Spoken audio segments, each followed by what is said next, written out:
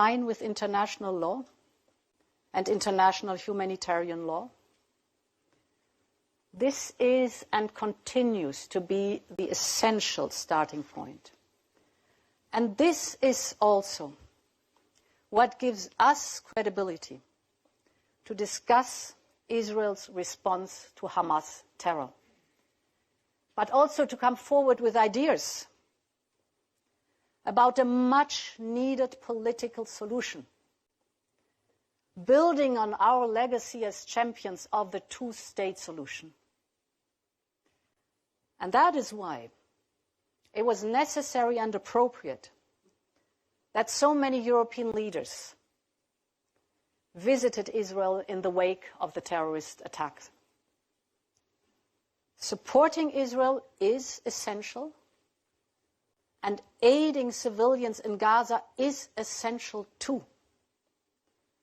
The humanitarian situation is dire. The death toll and the suffering of Palestinian civilians is tragic. And as policymakers, we face a dreadful dilemma.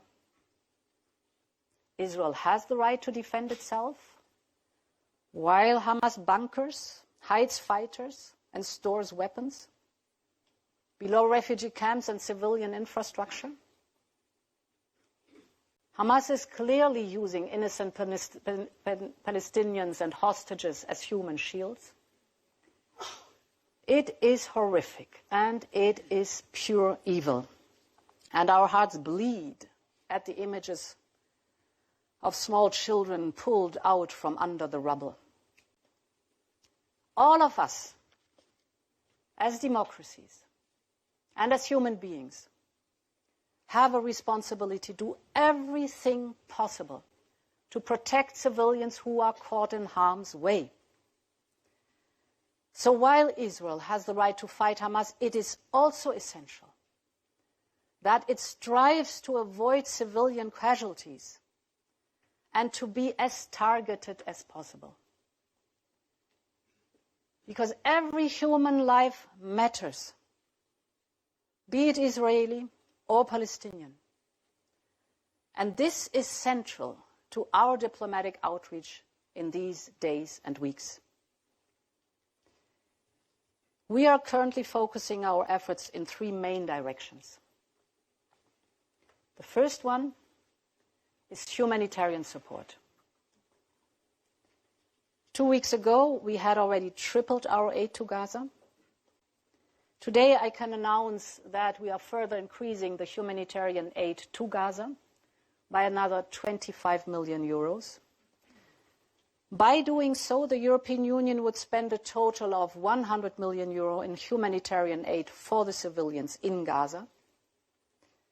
And at the same time, we are working with Israel, Egypt, and the United Nations to let more convoys into Gaza, including through corridors and pauses for humanitarian needs. Aid is now entering through the Rafah border crossing, but the volumes remain too small to match the massive humanitarian needs in Gaza. Our priority is to work with partners to reinforce Rafah's logistic capacities, and at the same time, we are working on complementary routes. A maritime corridor from Cyprus, for example, that would guarantee a sustained, regulated and robust flow of aid. And I very much welcome the excellent cooperation with President Nikos Christodoulidis and his government.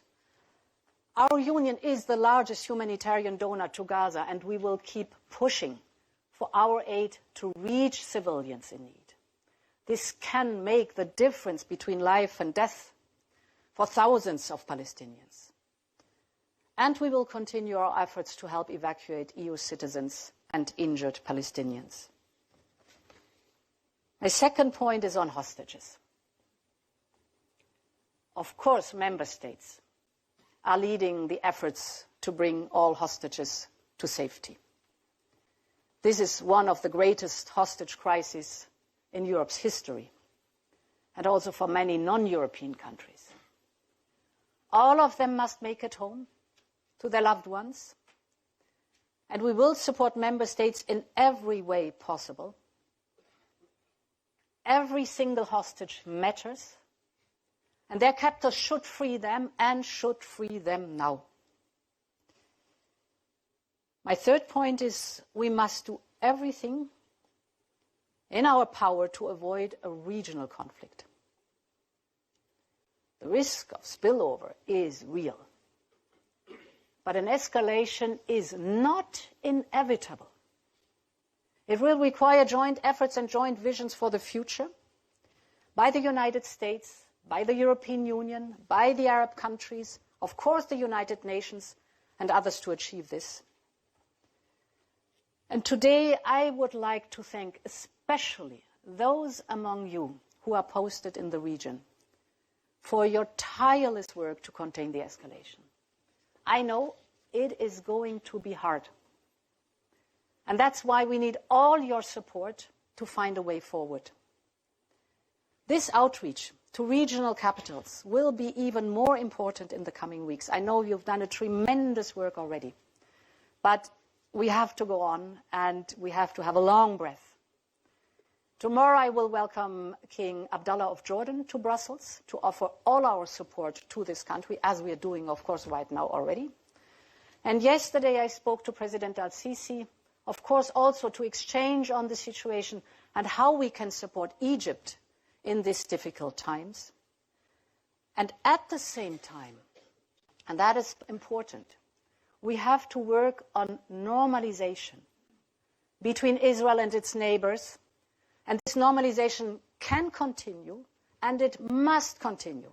We all know that Hamas wanted to destroy that, this historic rapprochement.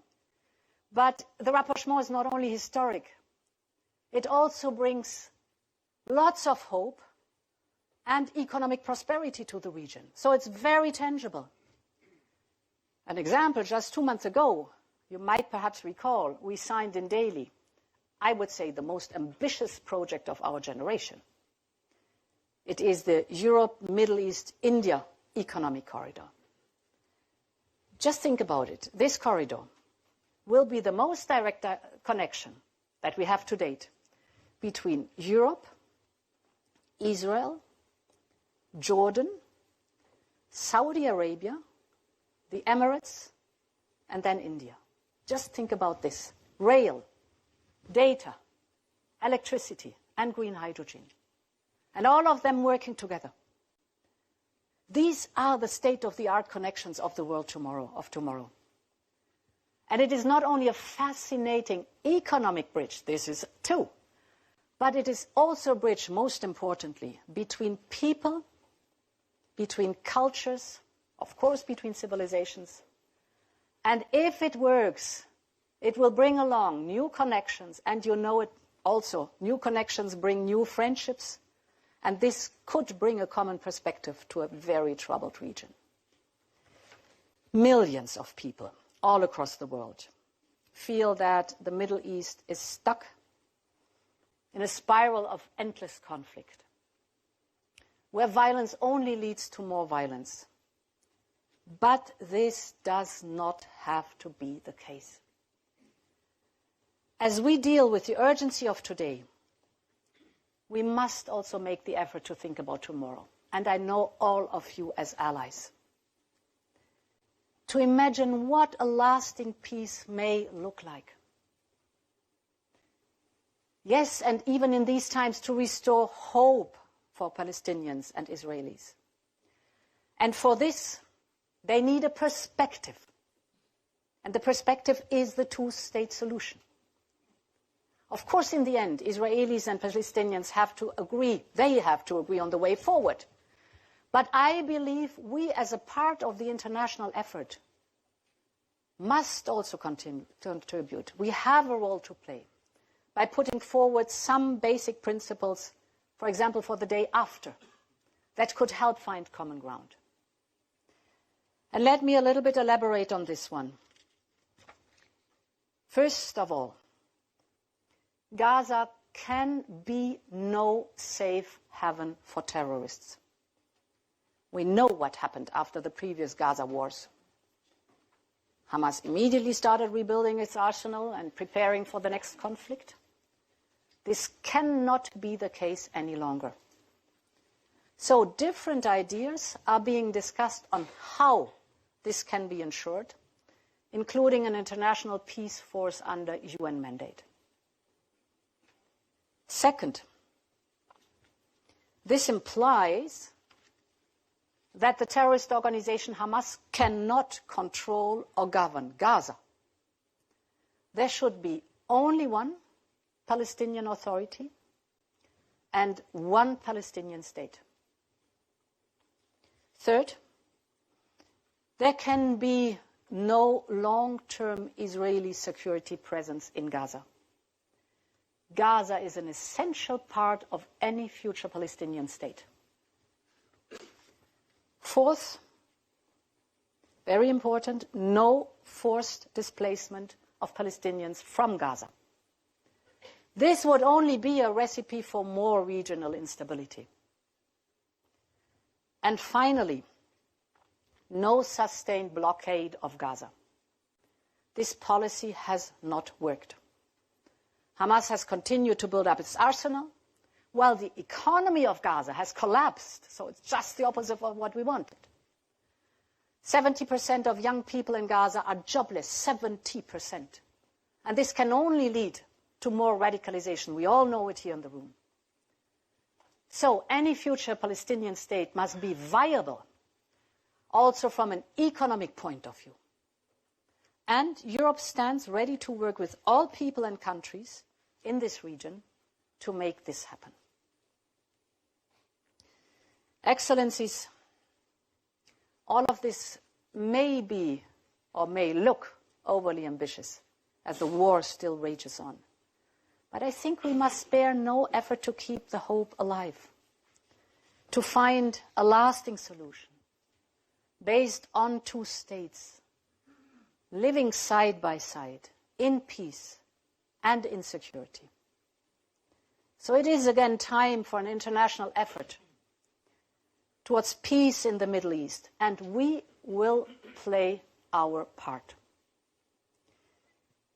Dear ambassadors, I started by saying that the conflicts in Europe, the Middle East or Africa should not mask our other challenges we face, whether linked to climate or digital, trade or economic security. And in fact, this instability should make us focus our minds on the key relationships we have across the world. Our relationship with China is one of the most intricate and important anywhere in the world, and how we manage it will be a determining factor for our future economic prosperity and national security. In these turbulent times, there is strong need for strategic stability in how we deal with China. We must get China right. We must recognize that there is an explicit element of rivalry in our relationship.